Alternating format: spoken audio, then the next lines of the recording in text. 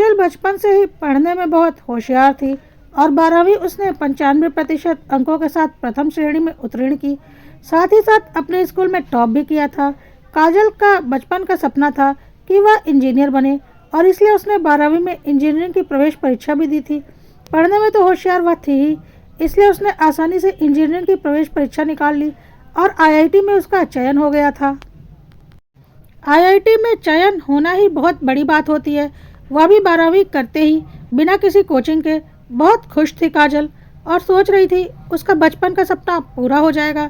लेकिन उसको क्या पता था कि उसे लड़की होने का खामियाजा भुगतना पड़ेगा। जब काजल के मम्मी पापा ने आईआईटी की फीस वगैरह पता की और रहने का खर्चा सब जोड़कर अच्छे खासे पैसे लग जा रहे थे। एक लड़की के ऊपर इतना पैसा खर्च करना माँ बाप को सही नहीं लग रहा था और काजल की माँ ने काजल से बोला, बेटा तू सिंपल ग्रेजुएशन कर ले, तेरी आईआईटी की पढ़ाई में बहुत ज़्यादा पैसे लग जाएंगे, तेरी शादी भी तो करनी है और हमारे पास इतने पैसे तो है नहीं कि हम तुझे आईआईटी से पढ़ाई भी करवा दें और फिर तेरी शादी भी करें। शादी में तो काफ़ी पैसे खर्च होते हैं और हम मिडिल क्लास के लोग हैं, तो बचत करना ज़रूरी है, नहीं तो हम बेटे की शादी कैसे करेंगे। काजल को समझ में नहीं आया कि आईआईटी जैसी प्रतिष्ठित संस्थान की प्रवेश परीक्षा उसने निकाल ली और उसके माँ बाप उसे एडमिशन नहीं दिलवा रहे पैसों के लिए और उन पैसों को शादी के लिए बचा रहे हैं। काजल ने अपने मम्मी पापा से बोला कि आप लोग मेरी शादी पर खर्च मत कीजिएगा, मैं सिंपल कोर्ट में शादी कर लूँगी, कोई ज़रूरत नहीं 1 रुपया भी फालतू खर्च करने की। पर मुझे आईआईटी करने दीजिए, मेरा बचपन का सपना है। ऊपर से आईआईटी में मेरा चयन हो गया है, जो कि बहुत मुश्किलों से होता है। इस पर काजल के पापा ने बोला, बेटा तू समझ नहीं रही, आजकल कौन किसी की लड़की को बिना पैसों के ब्याहता है। शादी में पैसे तो खर्च होते ही हैं, बिना पैसों के तो बेटे की शादी करना असंभव है और हमारे पास इतने पैसे तो है नहीं कि हम तेरी पढ़ाई पर 15-20 लाख रुपए खर्च कर सकें और फिर तेरी शादी पर 15-20 लाख रुपए खर्च करें। इसलिए तुझे समझौते तो करने पड़ेंगे और शादी करना तो बहुत ज़रूरी है, इसलिए अभी तो सिंपल ग्रेजुएशन कर ले। लेकिन काजल को हर हाल में पढ़ाई करनी थी और वह किसी भी हाल में अपने भविष्य से समझौता करने को तैयार नहीं थी। उसने साफ साफ मम्मी पापा को बोल दिया, मैं कुछ नहीं जानती, मुझे इंजीनियरिंग करनी है, आप लोगों को पैसे नहीं खर्च करने तो कोई बात नहीं, मुझे स्टूडेंट लोन दिलवा दीजिए, मैं लोन लेकर पढ़ाई कर लूँगी और नौकरी मिलने पर खुद ही लोन चुका दूँगी, आप लोगों के ऊपर कोई बोझ नहीं पड़ेगा, लेकिन आईआईटी की पढ़ाई तो मैं करके रहूँगी। काजल की जिद के आगे उसके माँ बाप को झुकना पड़ा और काजल ने तो बोल ही दिया था कि पढ़ाई के लिए मुझे आप लोगों से पैसा नहीं चाहिए, अपने बलबूते से पढ़ लूँगी। और उसने स्टूडेंट लोन ले लिया था और काजल ने आईआईटी कानपुर में एडमिशन ले लिया। पढ़ने में तो वह होशियार थी ही और अच्छे से वहाँ पर पढ़ाई कर रही थी। काजल के इंजीनियरिंग में एडमिशन लेने के 2 साल बाद काजल के भाई ने भी 12वीं पास की 60% अंकों के साथ और उसके माँ बाप ने उसे भी इंजीनियरिंग की प्रवेश परीक्षा दिलवाई थी। लेकिन काजल के भाई का पढ़ाई लिखाई में कुछ खास मन नहीं लगता था और इंजीनियरिंग करने में उसकी कोई खास रुचि नहीं थी। लेकिन फिर भी माँ बाप को ज़बरदस्ती उसे इंजीनियरिंग करवानी ही थी। इस वजह से किसी भी ढंग के कॉलेज में उसका नाम नहीं आया और बहुत ही सामान्य से प्राइवेट कॉलेज में उसका नाम निकला, वह भी बहुत मुश्किलों से। लेकिन खर्चा बहुत ज़्यादा था, करीब 25 लाख रुपए।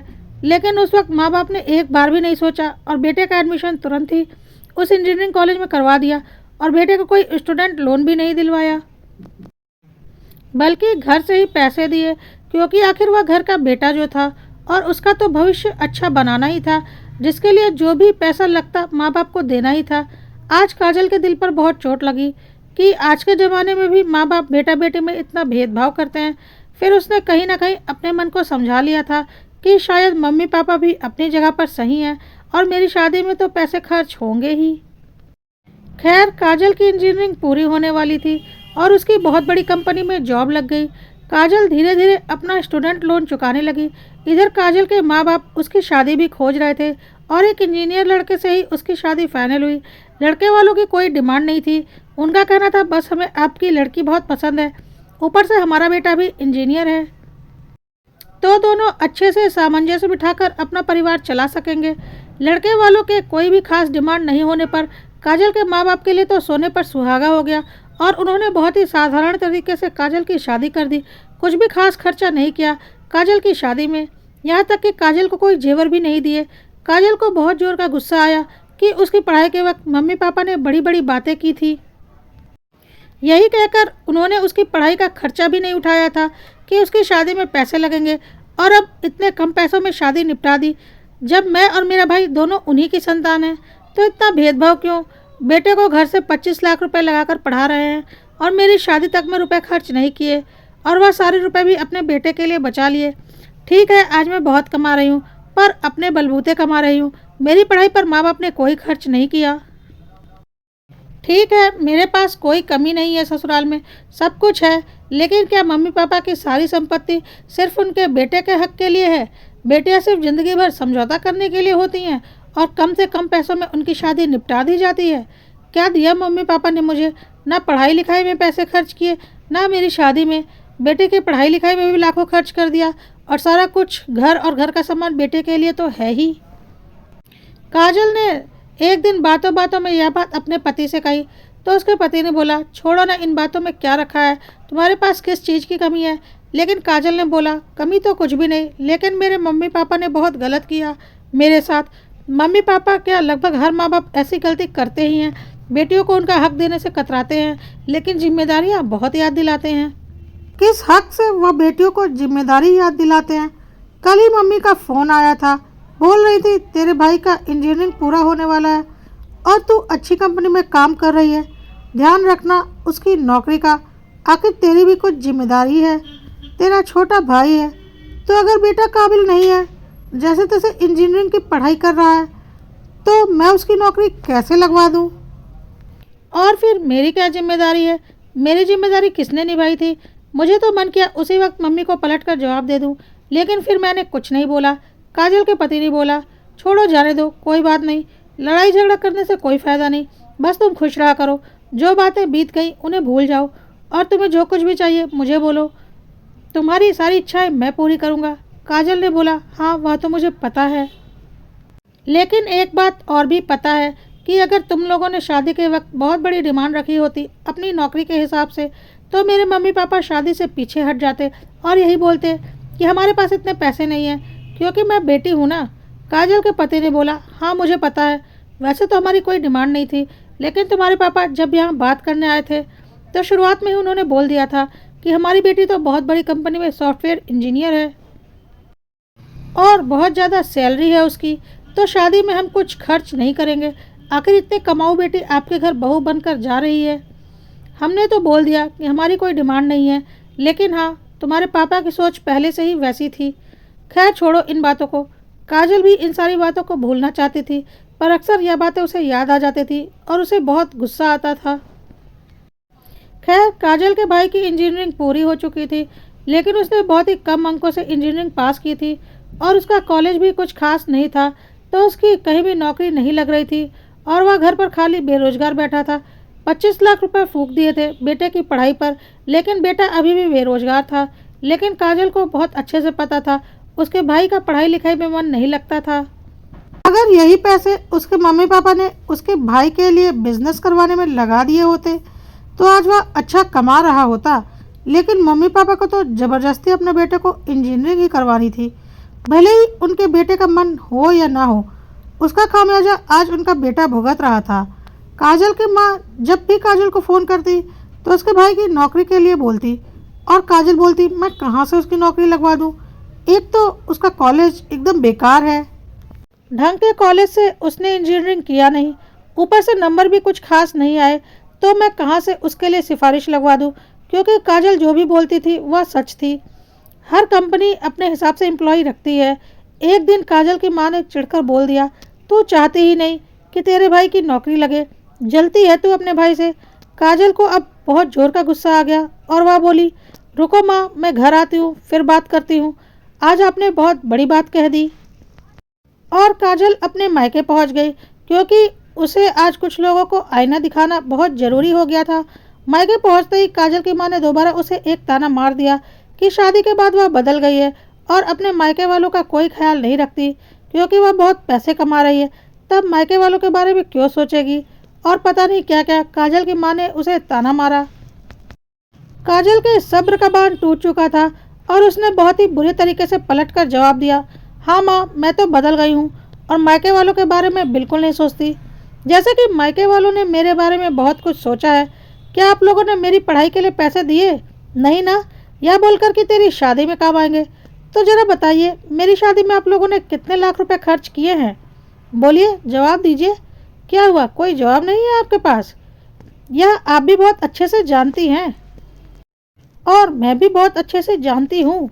और मुझे यह बात बहुत अच्छे से पता चल चुकी है कि पापा जब मेरी शादी की बात करने गए थे तो पहले ही बोल दिया था कि हमारी बेटी की सैलरी बहुत ज़्यादा है, इसलिए हम शादी में कुछ खास खर्चा नहीं करेंगे। और मुझसे आप लोगों ने क्या कहा था कि तेरी शादी के लिए यह पैसे बचा रहे हैं, तेरी पढ़ाई में खर्च नहीं कर सकते। पढ़ाई तो मैंने खुद के पैसों से की, लेकिन बेटे की पढ़ाई कराने के लिए एक बार भी नहीं सोचा और 25 लाख रुपए तुरंत झोंक दिए उसे ज़बरदस्ती इंजीनियरिंग करवाने के लिए, जो कि आपका बेटा उस काबिल है भी या नहीं, या उसकी इंजीनियरिंग में रुचि है भी या नहीं, यह तक आपने नहीं सोचा। और अब जब उसकी नौकरी कहीं नहीं लग रही तो उसके लिए मैं जिम्मेदार हो गई। अगर उसने मेहनत और काबिलियत से पढ़ाई की होती और ढंग के कॉलेज से इंजीनियरिंग की होती तो उसे नौकरी के लिए यूँ दर दर भटकना न पड़ता। एक तो उसने फालतू कॉलेज से इंजीनियरिंग की, वह भी इतने पैसे देकर, जो कि किसी काम के भी नहीं है। तो उसके लिए मैं कहाँ से जिम्मेदार हो गई? यही पैसे जो आपने उसकी पढ़ाई में फूके हैं, उससे उसका कोई बिजनेस करा दिया होता तो अभी वह अच्छा खासा कमा रहा होता।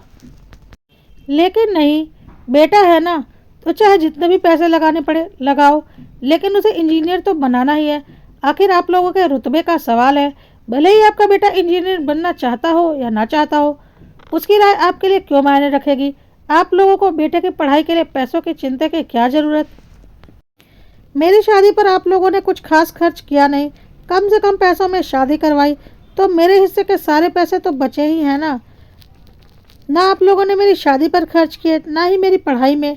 और मुझे पता है वह भी आप अपने बेटे के लिए बचा रहे हैं, तो अब उससे अपने बेटे के कोई बिजनेस करवा दीजिए, क्योंकि जिस कॉलेज से उसने इंजीनियरिंग की है मुझे कोई उम्मीद नहीं कि उसकी ढंग की कोई नौकरी लगने वाली है। और अगर लगेगी भी तो बहुत ही कम सैलरी पर, जिससे कि खर्च चलाना भी मुश्किल होगा। आपको मेरी बातें कड़वी लग रही होंगी, लेकिन यह सच्चाई है। लेकिन हाँ, आज मैं आप लोगों को आईना दिखाने के लिए आई हूँ। कितना भेदभाव करते हैं आप लोग बेटा और बेटी में। मेरी पढ़ाई तक के लिए हाथ पीछे कर लिए, लेकिन शादी में भी खर्च नहीं किया, क्योंकि आप लोगों को कम पैसों की शादी मिल गई मेरी काबिलियत की वजह से। तो क्या मेरा आप लोगों की संपत्ति पर कोई हक नहीं, क्योंकि मैं एक बेटी हूँ? तो फिर आप लोग मुझसे उम्मीद क्यों करते हैं कि मैं अपनी बेटी होने का फ़र्ज़ निभाऊं, जब आप लोगों ने एक बेटी के लिए कोई फ़र्ज़ नहीं निभाया? क्या मेरे लिए आप लोगों ने कोई फ़र्ज़ नहीं थे? और अगर मैं इंजीनियरिंग नहीं करती और नौकरी नहीं कर रही होती तो क्या बिना पैसों के मेरी शादी हो जाती? तब तो कुछ ना कुछ आपको खर्च करना ही पड़ता। लेकिन आपकी यह कोशिश ज़रूर रहती कि कम से कम खर्चे में बेटे की शादी निपटा दी जाए और सारे पैसे बेटे के लिए बचा लिए जाएं। बहुत ही गंदी और घटिया सोच है आपकी। अभी आपको लग रहा होगा मुझे किस बात की कमी है जो ऐसी बातें कर रही हूँ। हाँ, मुझे किसी बात की कोई कमी नहीं, बहुत अच्छा कमाती हूँ मैं, और मेरे पति भी बहुत अच्छा कमाते हैं। लेकिन आज मैं जो कुछ भी हूँ अपने बलबूते हूँ, अपनी मेहनत से हूँ, ना कि आप लोगों ने इसमें कोई योगदान दिया है। बल्कि मुझे तो इंजीनियरिंग करने से भी आप लोग रोक रहे थे।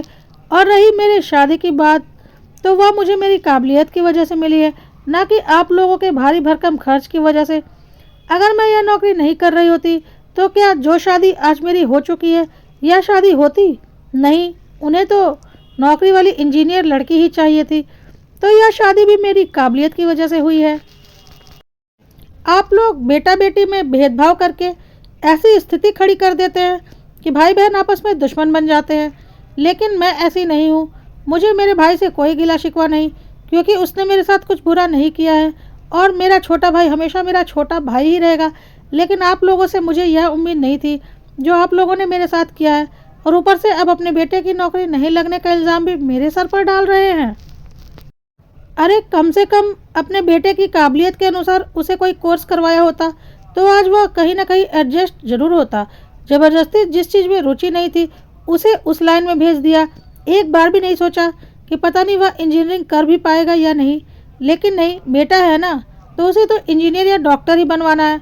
क्योंकि आप लोगों का नाम तो वह इंजीनियर या डॉक्टर बन के ही रोशन कर पाएगा।